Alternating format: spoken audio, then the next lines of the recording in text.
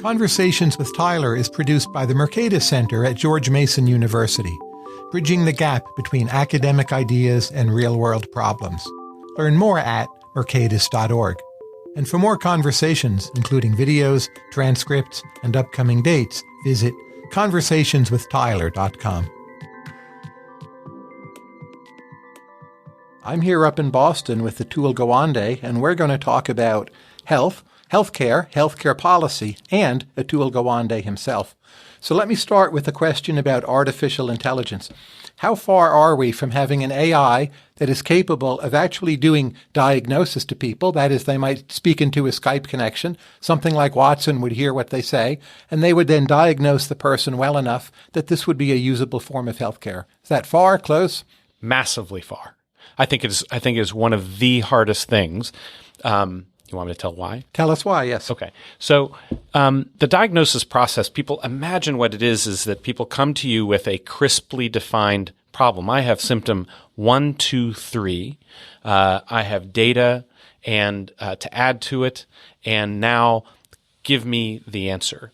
And the reality is, first of all, people come to you often unable to explain what their problem is. I have pain. Where? Well, it's sort of here. And they'll point with a hand. Well, do you mean there under your rib cage, or do you mean in your chest? Or, so you have this probing process that is part of it, and how they tell the story. And then there's also how their story had evolved over time, and they often have to put it in their words. So it's more of a narrative than it is a straight set of data. So that's problem one.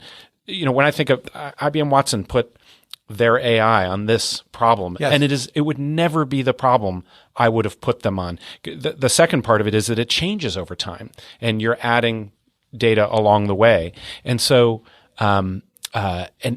you're integrating it with a little bit about your view of the understanding of the person and their likelihood to bring to even say that something is a major symptom or not. There is no question that you can augment the human capability, and but the idea that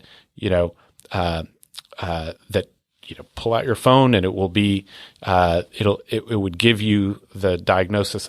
It is still one of the hardest problems in reducing error in medicine, is the fact that we still have a high rate of error, and the sources of the error have to do with the human being rather than the calculation. But say you only get 15 minutes with your doctor, which is pretty common. And as you know, those conversations don't always run so well. People are intimidated. They forget the right question to ask. You could have 3 hours talking to something like Watson.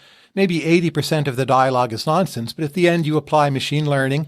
And keep in mind, the alternative now is that people use Google, which is, in a sense, the world's #1 doctor, right? Mm-hmm, mm-hmm. So AI only needs to be better than Google, which is already a form of AI. So in that sense, isn't it just around the corner that it would be a marginal improvement on what we have today? Yeah, so the one is the replacement question, right? So can I simply have something that will make the diagnosis, and lots of reasons why that's difficult. But now to augment the human capability, absolutely. There already is there are programs. One example is called Isabel, where if the clinician, having elicited all of this information, can simply put the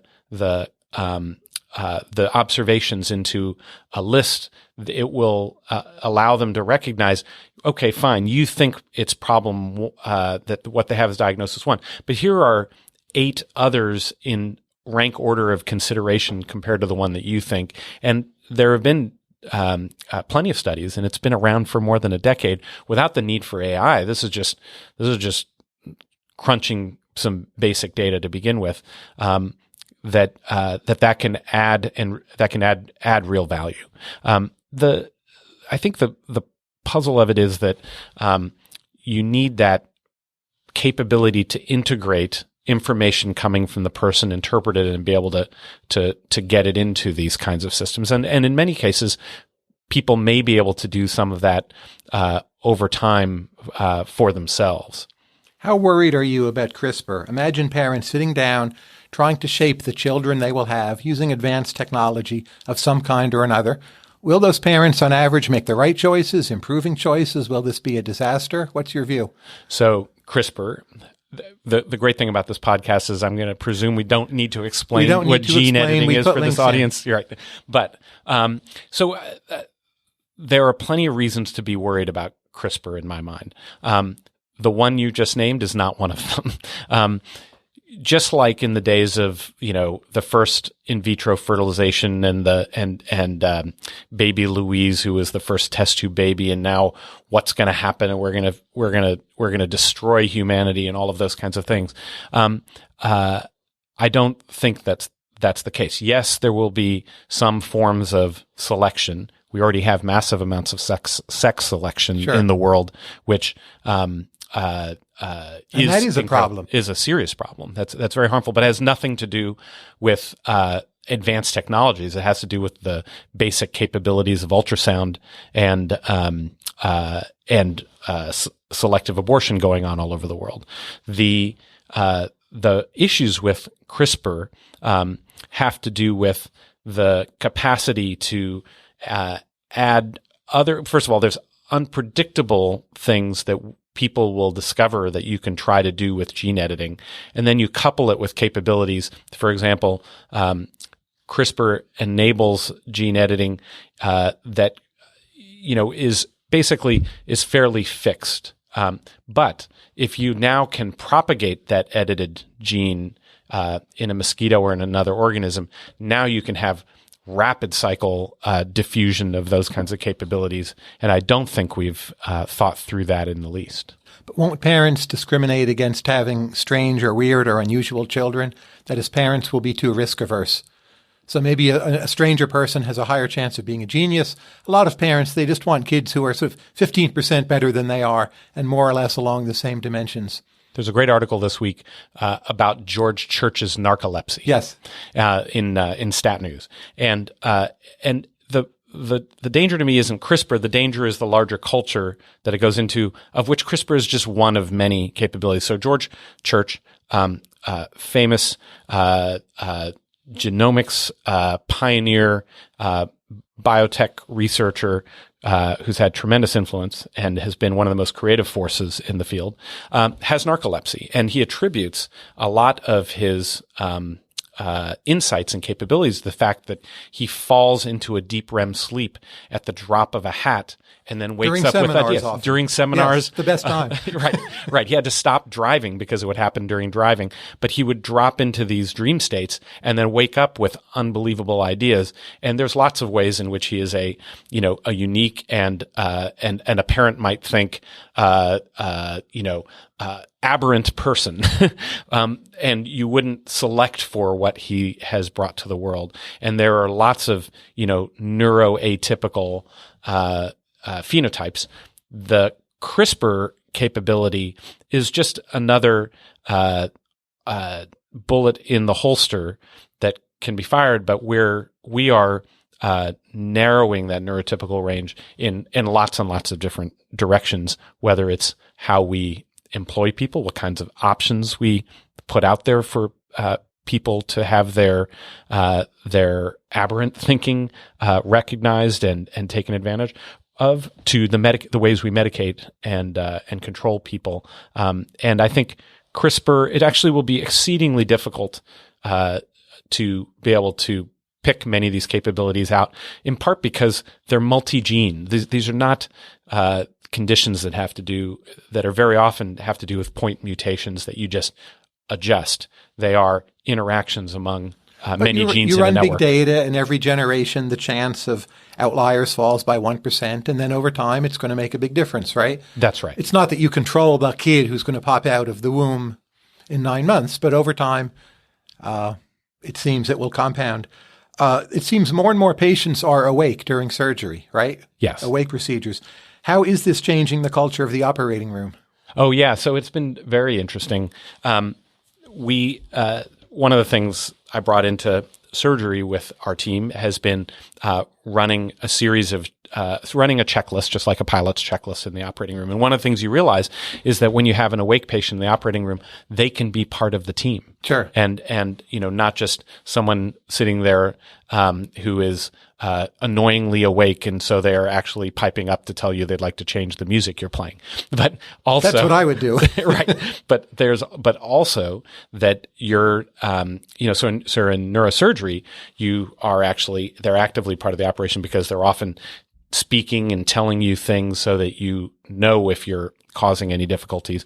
But what we've found, even in the kinds of operations I do, which are not brain operations, is that being able to ask them from the very beginning of the operation to be part of the team by saying, are we on the same page about what your medical issues are, what your goals are for the operation, what we have to look out for, in addition to the usual safety things, but also, what are the key things? Oh, I tend to have a bad back and I don't want to lie in this position for too long. In many ways, having people awake can be far safer. The other thing, though, is that there are people who, when they're awake, don't handle it very well. Sure. And you have to be able to adjust on the fly, and people have to understand that you may need to. Why do surgeons sometimes leave sponges behind in the bodies of patients who are being operated on? You zeroed in on the first, one of my very first projects in creating intervention.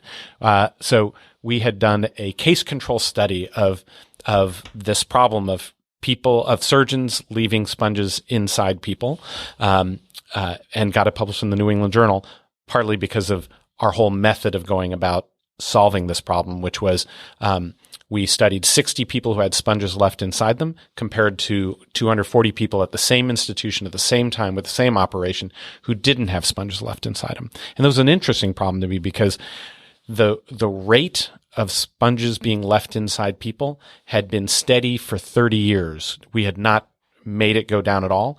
It was right around 1 in 1,000 to 1 in 3,000 or so operations, a sponge would be left inside.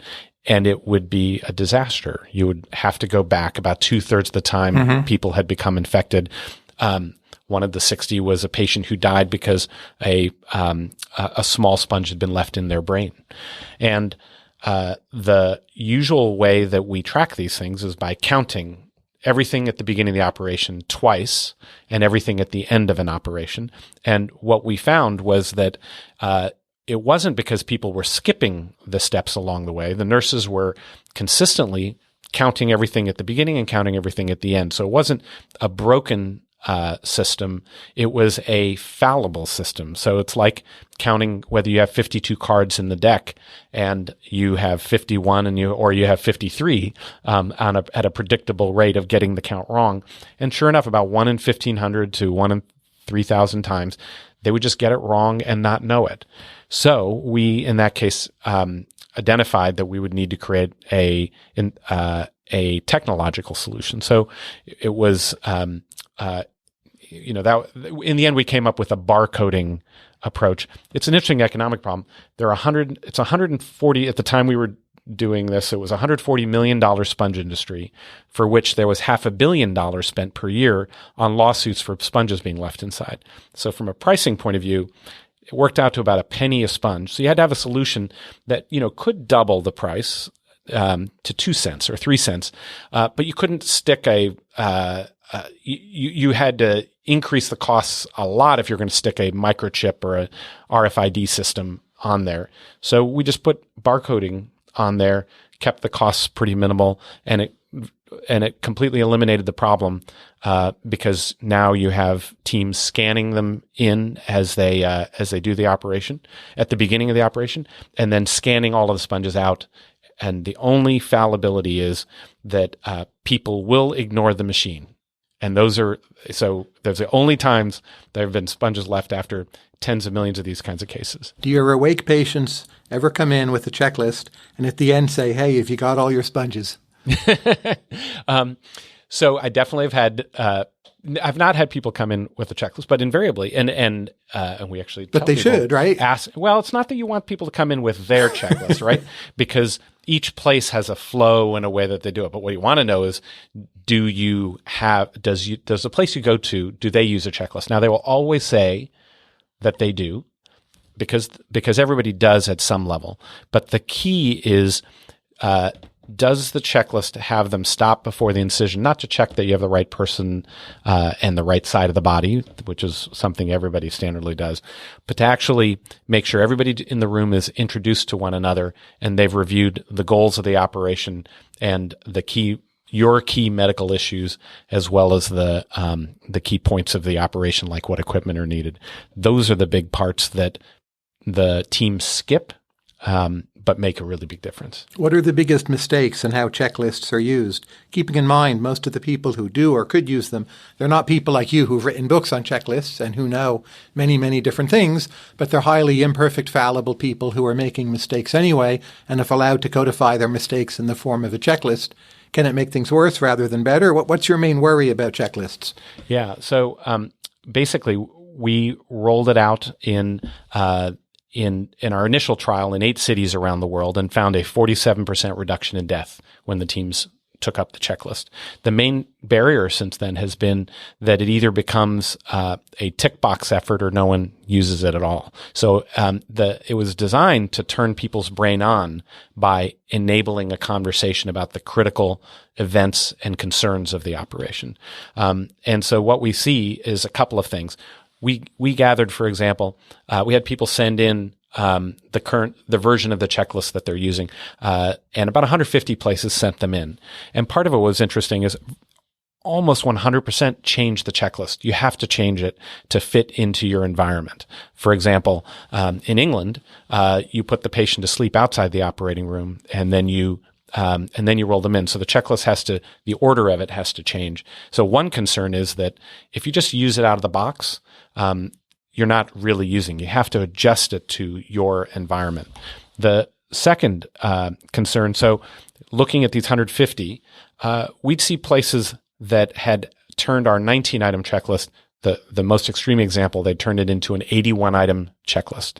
It was impossible to use. We'd specifically designed it to be something you could run through in 60 seconds or less at each pause point, so you weren't distracted from the main operation. And you could see that the administration in the hospital had got a hold of it, and they were using it to try to impose their ideas. And if essentially the clinical team was not the team that were designing and controlling the checklist.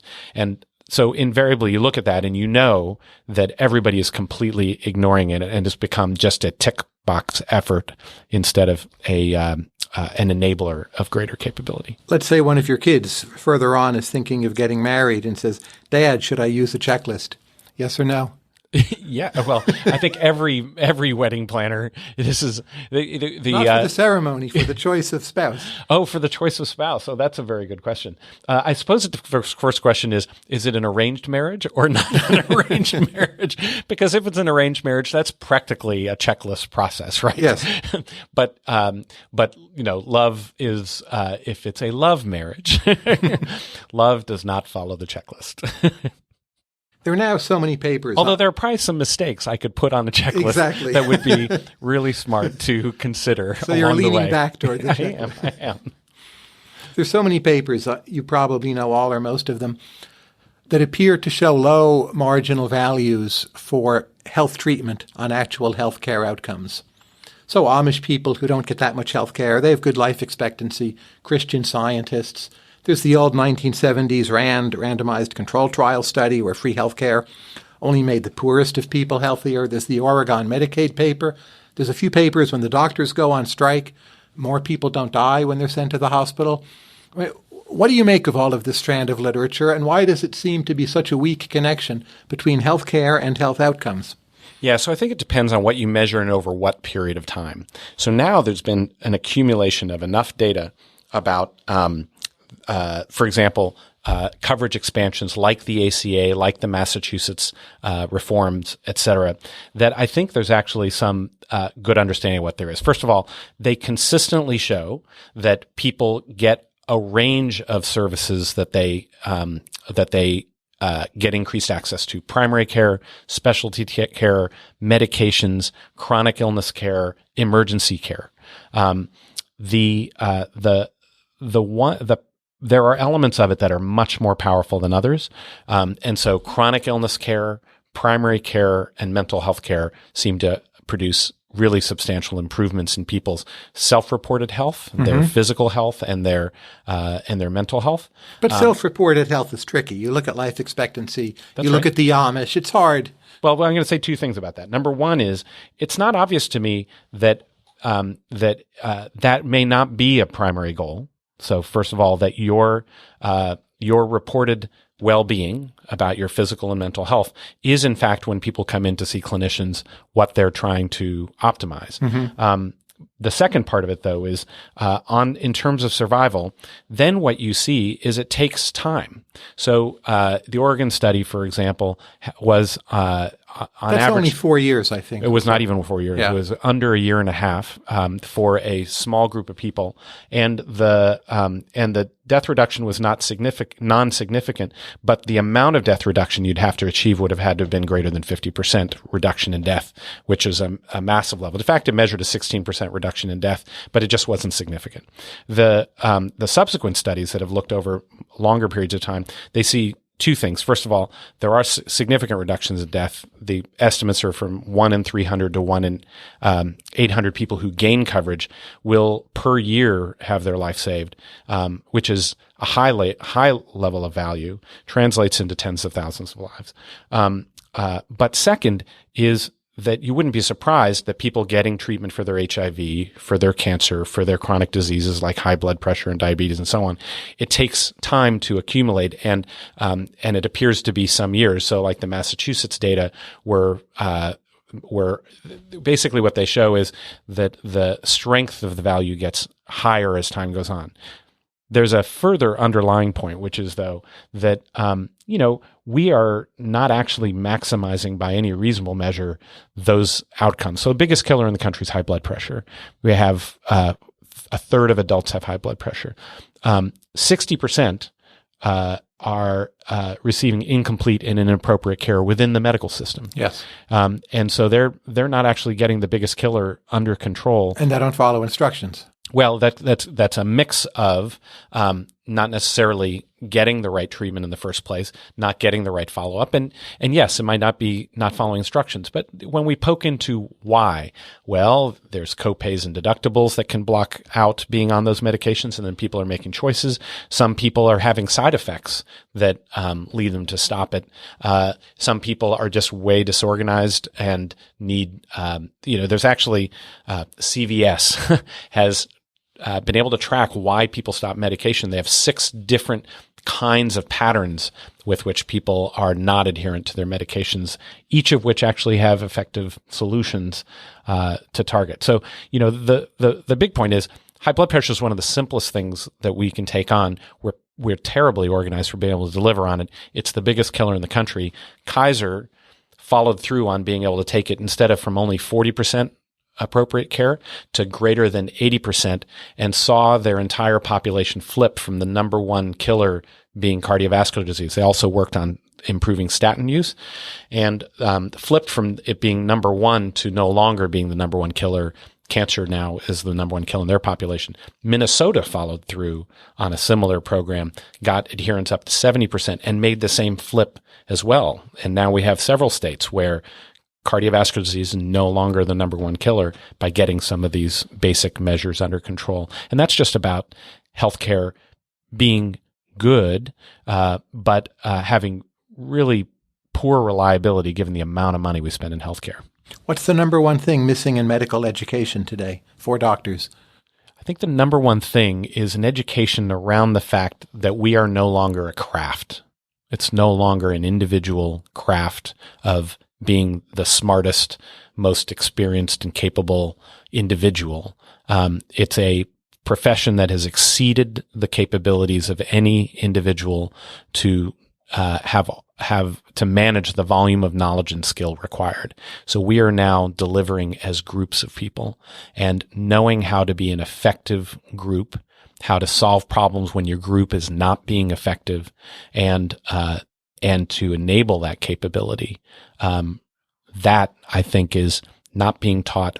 It's not being researched. It is the biggest opportunity to advance human health, and we're not delivering on it. The famous late 19th century, early 20th century Dr. William Osler, he once said, here's a quotation, "Look wise, say nothing, and grunt. Speech was given to conceal thought." True or false? False. But there's a grain of truth. So one of the things that I learned in writing my last book, Being Mortal, was talking to palliative care clinicians and geriatricians and others who really have a different kind of approach to practice. They examining the way I practice, what they would say I do is talk too much. And as one put it, your problem, Atul, is that you're an explainaholic. Our model of what a clinician does is that they are doctor informative. They give you data about what condition you have, data about the options. Here are the option A, option B, option C, risks, benefits, pros, cons, and now what would you like to do? It's a conversation where we do 95% of the talking, and then the patient does 5%. And what they point out is that the clinicians of the future really need to be oriented in a counselor mode, where they are not just telling you what the options are, but also eliciting from you very clearly what your goals are, and then making a recommendation about what most matches your goals. So what are your priorities for your quality of life as well as quantity of life? So, people have priorities besides mere survival. When we don't ask and don't know how to ask what those priorities are, the treatment is often mismatched with those priorities, and that's where you get suffering, and that's where you get lots of hot air from doctors, and you have total misalignment. When you are able to elicit those goals and then align the care with it, you have massively better outcomes, both for quantity and quality of life. Do you ever worry that doctors become corrupted by their own authority? Not corrupted in the sense of taking bribes, but they have such authority. People look up to them. They say, well, take off your clothes, sit on the table. People do it. People are in the mode of obeying. And a lot of patients, frankly, are probably a pain. So doctors, in a sense, can manipulate patients to make each interaction easier because they're such high-status figures. And then doctors fall into this mode of being used to doing that with people in general. All right, what do you think are the main psychological dangers of corruption that can stem from being a doctor and having such high status? Control over life or death. You can cure people, the gods cannot. That's what Sir Thomas Browne said, right? So I think this, I think that the health system of every country is a demonstration of our corruptibility. Kenneth Arrow's 1960s essay on asymmetry of information used healthcare as its prominent example, that sellers are more powerful than buyers when we not only control the decision set, we control the option set, and the opportunity and ability of the individual to understand all of those, to be able to make choices among them, is hindered, especially when you are sick. So the most powerful tool that a clinician has is their pen, and is the power to order Sure. medications, to tests, to doing an operation. So yes, the power of the fact that look, it's an unusual profession in that, yes, we can ask you to sit on the table and make yourself, the most vulnerable in the most vulnerable way possible. Not only to ask you to take off your clothes, but then to actually have permission to cut you open. Sure. And do what I choose to do inside you. That is a tremendous power, and the ways in which we see that just the payment incentives alone dramatically affect whether my tendency is to give you over-treatment in certain situations and under-treatment in others, is a reflection of our failure to follow through on being able to deal with the variability in that and how we use that asymmetry of information. A lot of critics have charged that to get a new drug through the FDA, it takes too many years and too much money, and that somehow the process should be liberalized. Do you agree or disagree? So I generally disagree. It's a trade-off in values at some basic level. So in the 1950s, we had no real FDA, and you had the opportunity to put out to innovate, in all kinds of ways, and that innovation capability gave us modern cardiac surgery and gave us steroids and antibiotics, but it also gave us frontal lobotomies, and it gave us, the Tuskegee experiment and a variety of other things. The process of asking that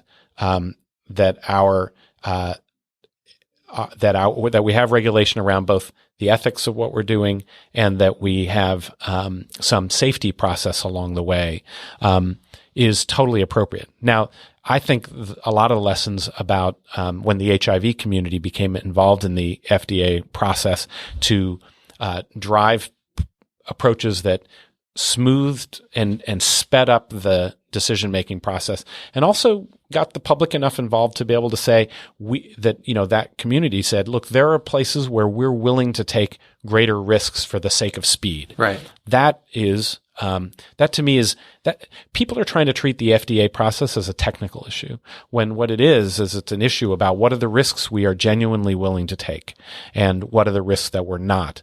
But the big risks seem pretty invisible. So some drug you've never heard of, it doesn't even exist yet, you never get it and you die. That's not very salient to people. So it seems insofar as the public judges the risk, maybe they're getting it wrong. No, that's right. The way to think about it, though, is that we have a certain speed with which we have accelerated passage through the FDA. We are doing surveillance afterwards and then finding that the approval process leads to drugs being withdrawn from the market. That is a decision that we have decided to accept acceleration, especially of drugs that have to be tested on small numbers of people, and then we'll monitor afterwards to be able to catch problems after they happen. And some of the disasters that have occurred, like Vioxx and others where there were substantial cardiac effects happening to many, many thousands of people. We have there's been a backlash against that. On the whole, I think we have decided to trade that we're going to cause some passage, that we've decided to trade letting lots more drugs through in a little bit more quick process, but then try to have surveillance afterwards. Now, of course, one of the results is we're not investing very much in that surveillance. The worst of all worlds is speed drugs through and then close our eyes to what harm is being done after the drug has hit the market. And that, of course, is where all of the incentives are from the drug maker point of view. And then when the public's not paying attention, that's where we start dialing back. And that's one of my fears in the current regime is that, okay, fine, we speed up the approval process, but then gut the ability of the FDA to hold the medical community to having surveillance of what happens and then pull the drugs on the market that are actually causing harm. New surgical procedures, should the FDA have a greater ability to regulate them than it has right now? Yeah, so one of the really interesting things is that basically surgical procedures are not easily protocolized. Correct. And so that, we're still in that sort of craft world in surgery. And so as a surgeon, I can kind of do whatever operation I deem appropriate. Sure. And the only thing that it's regulating me is the malpractice, the threat of being sued for malpractice and colleagues saying that what I did was way outside the standard of care and made absolutely no sense. The challenge is that in a certain sense, operations are crafted for each person. And so the devices you use and the drugs you use are highly regulated, but the procedures you use are not. I don't think it makes sense for the FDA to regulate the procedure. However, I do think it makes sense for the organization to be held accountable for tracking what kinds of outcomes people have for procedures. So the part that gets to me is that for a given procedure, proven procedures, we have at least 250% variability in the outcomes, depending on the institution you go to. It is primarily a function of the institution, not the individual surgeon.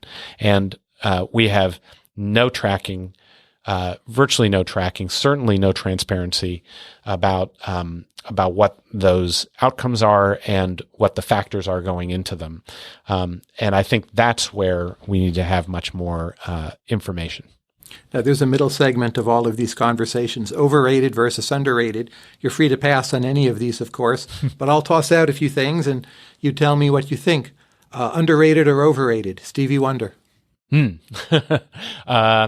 think he's now become underrated. He might have been overrated at one point, but now he is significantly underrated. And what's his best album? Oh, gosh. I'm going to have to pass on that because I lived in the world of singles. Like Sir Duke was my favorite song. Songs in the Key of Life, yeah. Well, so what I might go to is going back to that era. So Songs in the Key of Life, I would say bring that back. Michael Crichton, doctor, Harvard, writer. What do you think? Where is he now? I would say he might be. I think he's been overrated. I say this as someone who was totally inspired by Michael Crichton. The fact that he graduated from medical school and then a year into his residency left to do everything from directing movies like Coma to writing The Great Train Robbery and then onward to Jurassic Park. But as a kind of influence on medical writing and on writing writ large, I think that his power is waning. His power is now. Now see, I'm switching from overrated. Now you're sounding like underrated. Sphere is my favorite book of his. Yeah, he was also a brilliant art collector. And I have he to bought say, a lot of Jasper Jones before other people. And I just realized, in the critical way he's underrated was in creating programs like ER, which showed how it really has become now that the medical procedural, just like the criminal procedural, is now a mainstay of television. And I think ER created that, and that was a brainchild of Michael Crichton. So yeah, I've reverted. The idea of nudge. I think overrated. Why? I think that there are important insights in nudge units and in that research capacity. But when you step back and say, what are the biggest problems in clinical behavior and delivery of healthcare, the nudges are focused on small solutions that have not demonstrated capacity for major scale.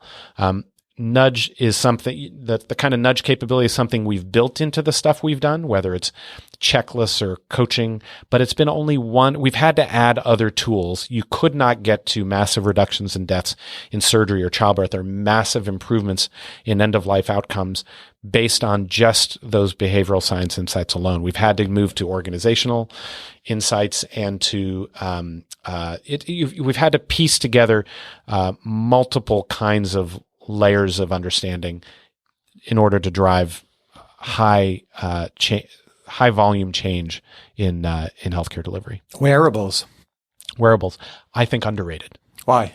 So wearables right now don't do terribly much, and I think there's a real downside that what we see right now are wearables that might say track your heart rate in a and catch variations in your EKG and so on. What the problem is that the wearables have not been able to be integrated into the practice of medicine in a really critical way. So right now, the way a wearable is used, whether it's for tracking cardiac events or your mental state or other things like that, is that then it says notify your doctor, or it's a dump of a ton of data that a clinician is supposed to use and know how to integrate into practice.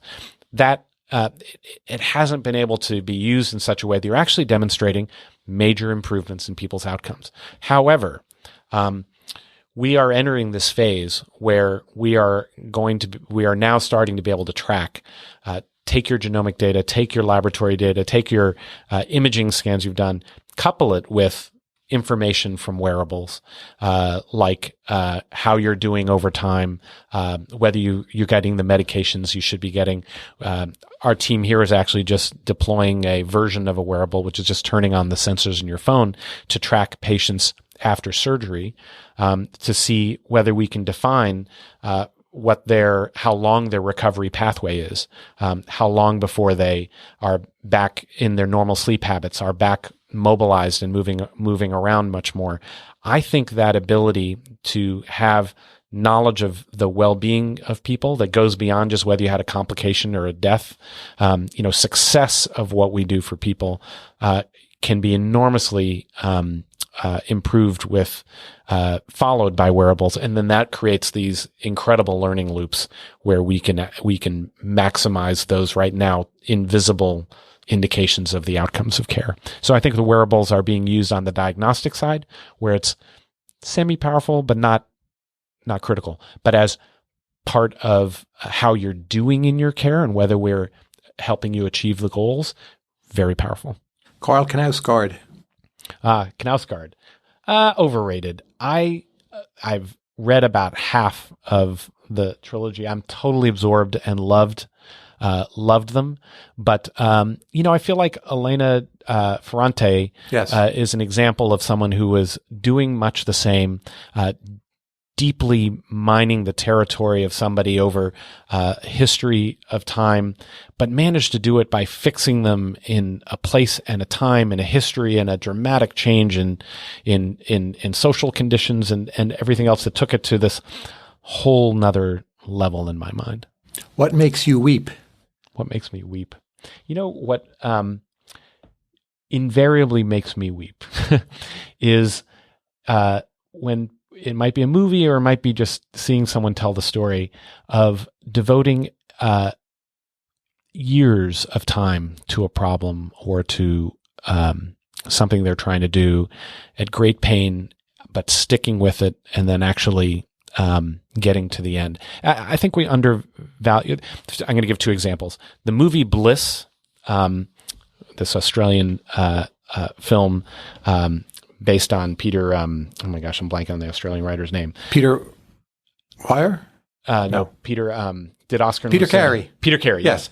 Has this moment where the man is in love with a woman and plants the seeds of a forest, and it takes the next decade or more before she realized this thing he built out of love, and it grew. And that's when she realized that in fact he loved her, and that was just extraordinary. And of course, it made me bawl like a baby. And then this coming week will be our surgery graduation, and it's 8 people who have given the last decade of their lives to trying to craft and become who they are. And they will tell the story. They each get 15, 20 minutes of time to tell their story of what they'd gone through. And they have had families and had family tragedies, and they've had things that they've missed along the way. And it always makes me cry because that ability we have to commit ourselves to something larger than ourselves over a long period of time, not knowing whether it'll turn out the way you think it will, that is, I think, the most incredible thing that human beings do. Now, you've written about yourself that you are highly indecisive by nature and that you will agonize over many choices. Is there any way in which you feel this, which you describe as your weakness, is actually your strength? Yes. So I chose surgery. I wrote in the passage you might be reflecting on that I chose surgery in part because I was drawn to the character of people who had that kind of decisiveness, took action when inaction was the worst thing, and then lived with the consequences, took responsibility for whatever happened, learned from it, and then brought it to next time.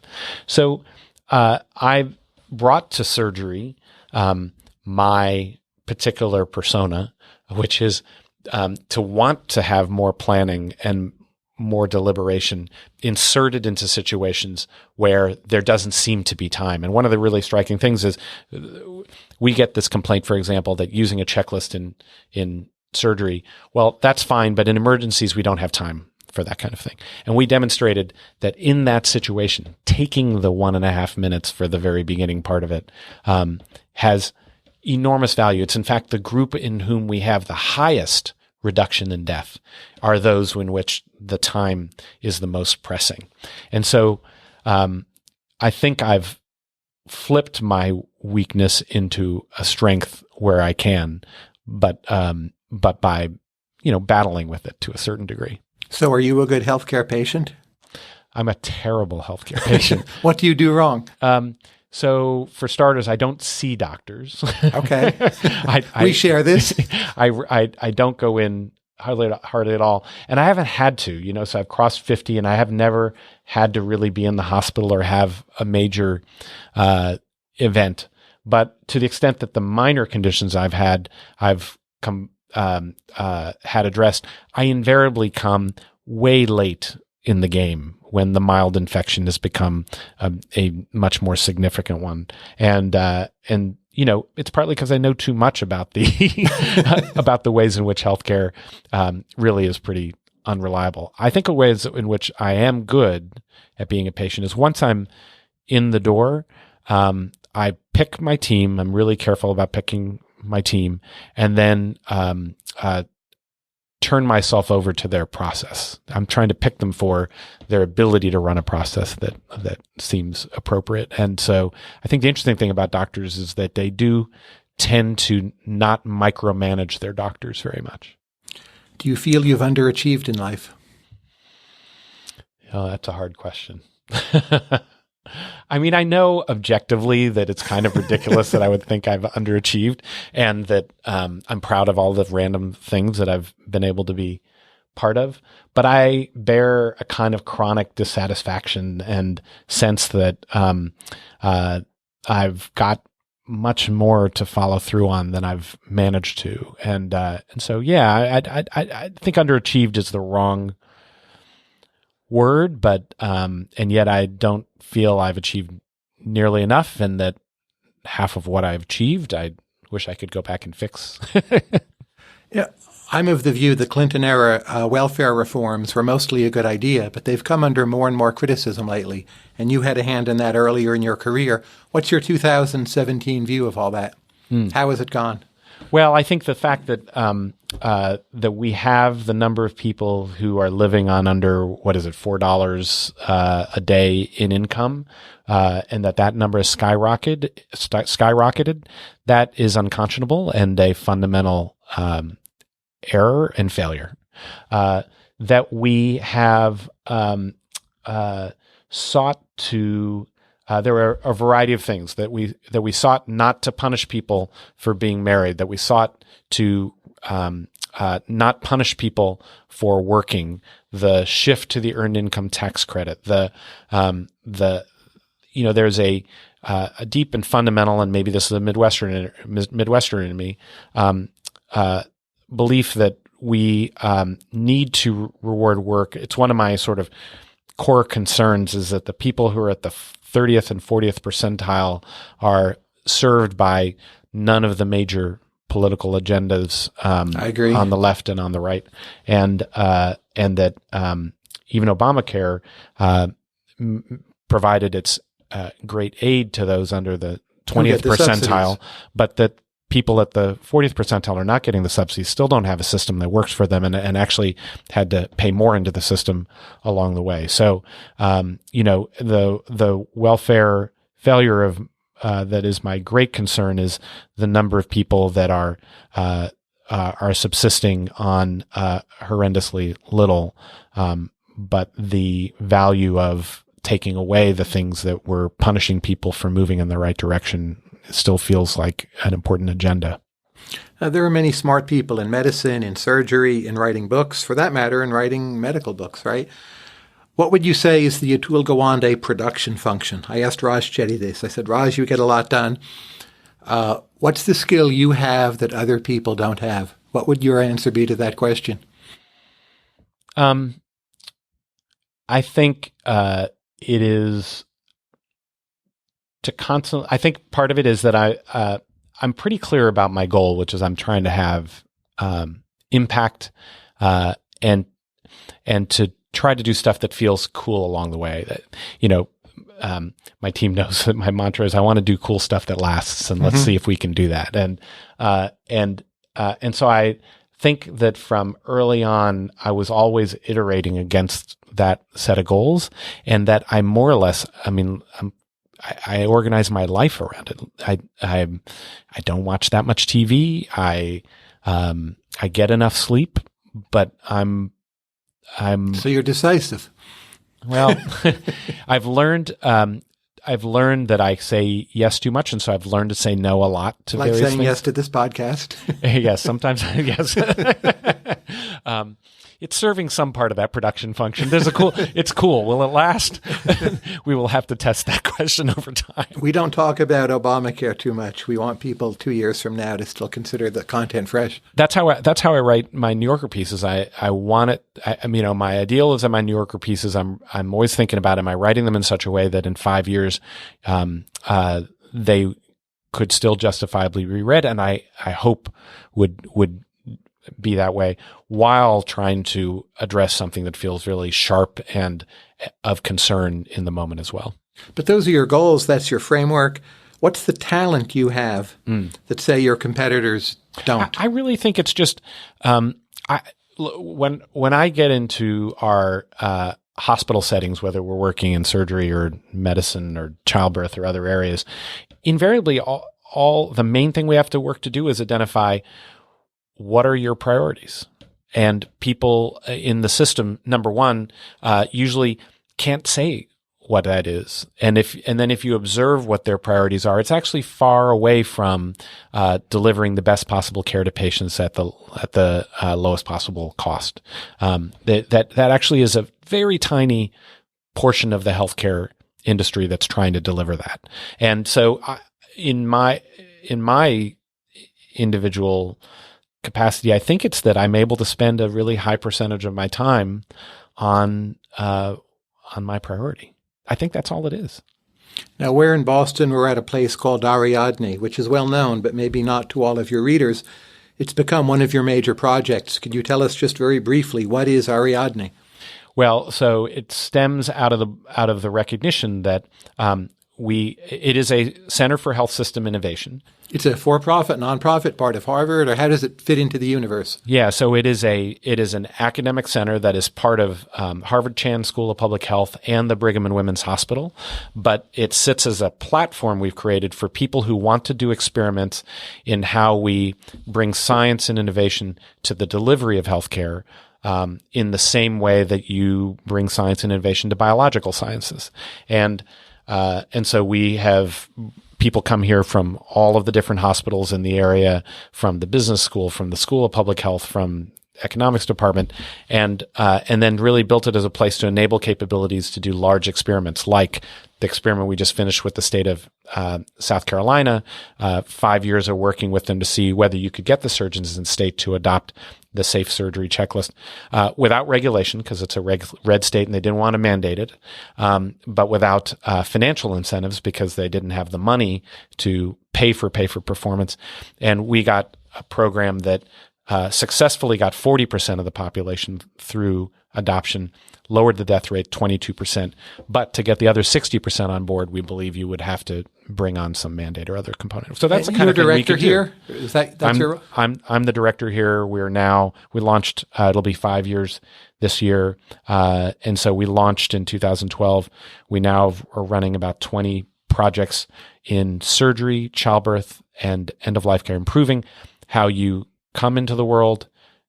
The surgery, the average American has 8 operations in their lifetime. It's the highest risk, highest cost, highest failure moment in your lifetime. And then how you leave the world, end-of-life care. And about half of our experiments are in the United States and half are abroad for demonstrating ways to get better and better. So there's a lot of people here. It looks great. If you're a director, you play some role in hiring. We all want people who are smart, have experience, dedicated, cooperative, diverse, and so on. But what's the quality you look for that you think other people doing hiring are undervaluing? What's your entrepreneurial secret to hiring well? Yeah, so I think it's that thing, like, what is your goal, right? What is your priority? Yeah, so the secret to the hiring is actually, before you ever meet anybody, know what the heck you're trying to hire. So the hardest part sometimes to get people to understand is, what is it you are asking them to do? In 2 years, give me the list, their scorecard. What are the 5 things that they will have accomplished? And then make sure you show it to them when they come in the door, and ask yourself, as you are interviewing them and then assessing who you're going to pick, not, do I like this person, or are they, would they be fun to be around, or all of those kinds of things. Those are factors. The ultimate question is, will they be successful in this list of things that you said would define their success in 2 years? And being, again, faithful. That is, maybe it is my focus talent. Like, do what you intend to do, and do it with intention. So, and it is over and over.